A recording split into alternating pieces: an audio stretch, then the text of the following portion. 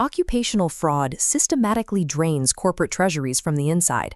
Within asset misappropriation, few methods are as efficient or enduring as fictitious vendor embezzlement. According to the Association of Certified Fraud Examiners, a typical occupational billing scheme inflicts a median loss of $145,000 per incident. Because these operations are designed to blend into daily accounting workflows, they operate undetected for a median duration of 18 months. When organizations report massive, multi-million-dollar vendor payment losses, the public assumes they have fallen victim to sophisticated cryptographic cyber hacks perpetrated by external threat actors. The reality is much more mundane. These losses are almost entirely the result of administrative exploits executed by corrupt insiders who create shell companies to quietly siphon corporate funds. The success of these schemes does not require complex coding. It relies entirely on the perpetrator's ability to perfectly mimic legitimate, everyday procure-to-pay transactional behavior within the company's accounting software. To understand how to stop this financial hemorrhage, we will first deconstruct exactly how perpetrators bypass accounts payable controls. Then, we will build the precise SQL data join logic required to trap them using their own digital footprint. This diagram outlines the standard procured-to-pay, or P2P cycle. This sequential workflow serves as the primary control environment designed to validate and protect outward cash flows. To execute an embezzlement scheme, the perpetrator starts at the requisition phase by registering a shell company. They establish a doing business as name, secure a taxpayer identification number, and open a commercial bank account.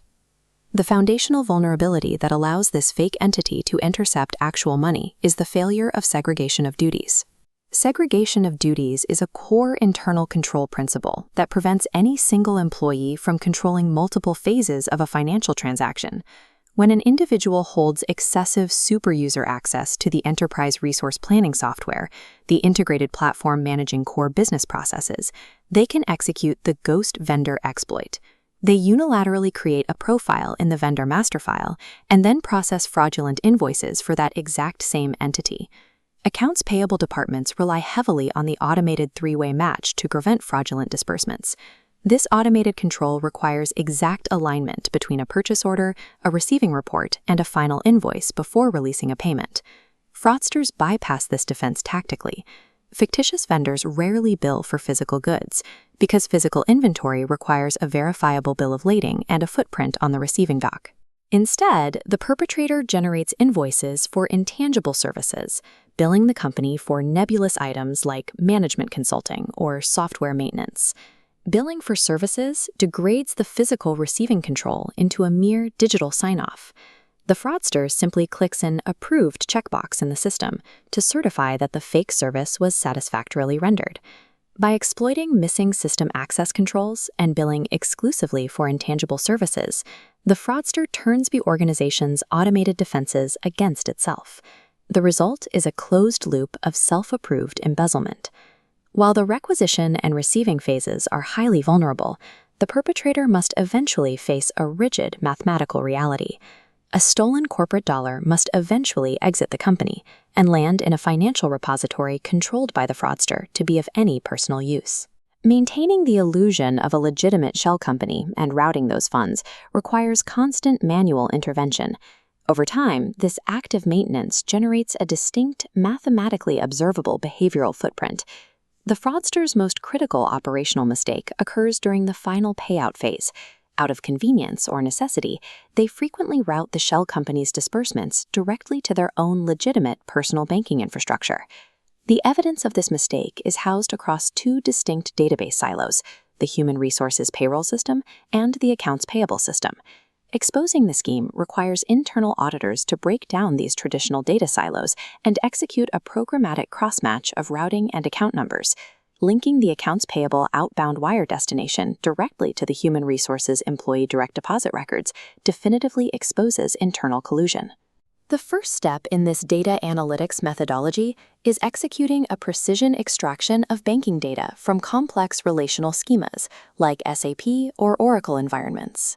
Analysts isolate the payroll direct deposit instructions, such as SAP's PA0009 table, and extract the corresponding vendor bank details from the accounts payable LFBK table. The primary technical hurdle at this stage is that raw data formats across different software modules are highly inconsistent. An employee might manually input their personal account with hyphens as 123-456-789, while the accounts payable clerk inputs the vendor's account with padding zeros as 00-123-456-789. The programmatic solution to this messy data is rigorous cleansing using regular expressions, or regex. Regex is a sequence of characters that specifies a precise search pattern to manipulate text within a database. Analysts apply the regex replace function to systematically strip away all hyphens, spaces, and non-numeric characters from the account strings. Next, they apply the ltrim function, which systematically removes all leading zeros, normalizing the numeric strings to their purest base value.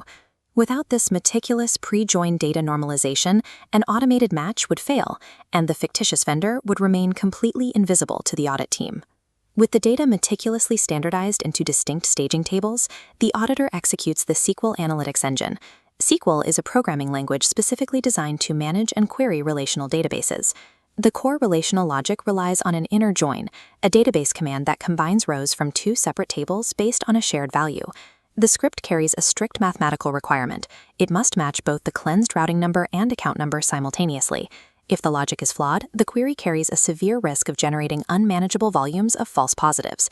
For instance, matching only on the routing number is a useless analytic test. It merely identifies that an employee and a vendor use the same regional financial institution, which is a common, benign occurrence. Finally, the query requires a where clause to explicitly exclude nulls and legacy system default values, such as strings of nines or zeros. Once excluded, the query executes. The resulting output is a high-priority exception report detailing an exact high-confidence match between an internal staff member's payroll profile and an external payee. This specific SQL join serves as an inescapable mathematical trap. It transforms thousands of rows of banking data into definitive proof of embezzlement. The moment the data analytics engine isolates an exact match, the internal audit team must immediately transition from quantitative data analysis to a qualitative, substantive investigation.